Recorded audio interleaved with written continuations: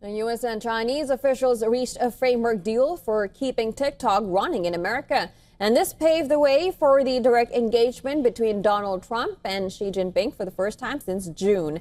After the agreement, Trump in a social media post said, I'm quoting here, "I will be speaking to President Xi on Friday. The relationship remains a very strong one."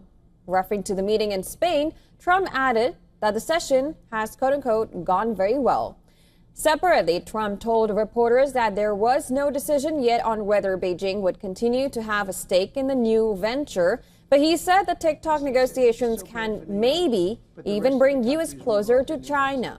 Trump hinted that he would pursue a wider trade deal in his talks with Xi. You said that you don't want to see Qatar hit again. Are there any guarantees that Qatar... Well, he won't be hitting in Qatar. Now, Treasury Secretary Scott Bessent said a framework to keep ByteDance's TikTok app running in the U.S. had been reached. Bessent added that the threat of allowing the social media app TikTok to go dark in the U.S. was what ultimately sealed a framework deal in Madrid. We have a framework for a TikTok deal. The two leaders, President Trump and Party Chair Xi, will speak on Friday to complete the deal, but we do have a framework for a deal with TikTok.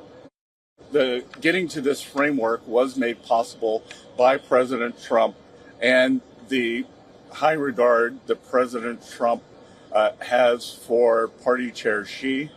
So when the leaders have mutual respect, then the delegations have mutual respect. And as Ambassador Greer said, we were in substantial contact with President Trump last night and then again today.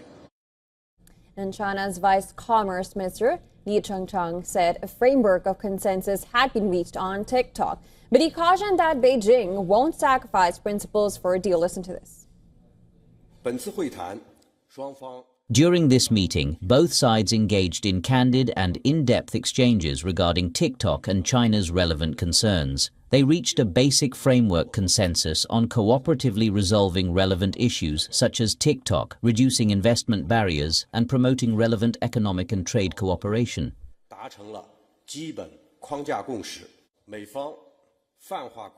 The U.S. side has generalized national security concerns and continuously expanded its sanctions list against Chinese entities. Its long-arm jurisdiction has reached deeper and further. This is a typical act of unilateral bullying which violates international law and the basic norms of international relations.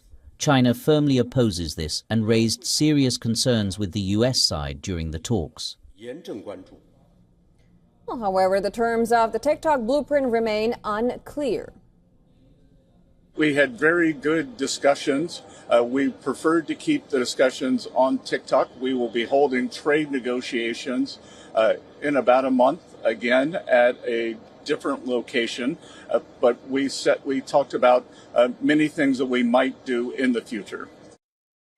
We're not going to talk about the commercial terms of the deal. It's between two private parties. But the commercial terms have been agreed upon. Well, Bessent credited Trump's TikTok play. A Bloomberg report quoting a U.S. official showed the broader framework on TikTok was essential for Trump and Xi to have their first in-person meeting later this year. Recent comments from China also indicated TikTok was at the center of the discussions as time was ticking for the app. With September 17 deadline fast approaching, officials from both sides will continue to hold discussions for a broader trade agreement, which Trump says, quote-unquote, frankly, more importantly, a big deal. We're very focused on TikTok and making sure that it was a deal that is fair for the Chinese and completely respects U.S. national security concerns. And that's the deal we reached. And of course, we want to ensure that the Chinese have a fair investment environment in the United States, but always that U.S. national security comes first. And for more on this, our correspondent Susan Terani sent us this report from New York. Listen in.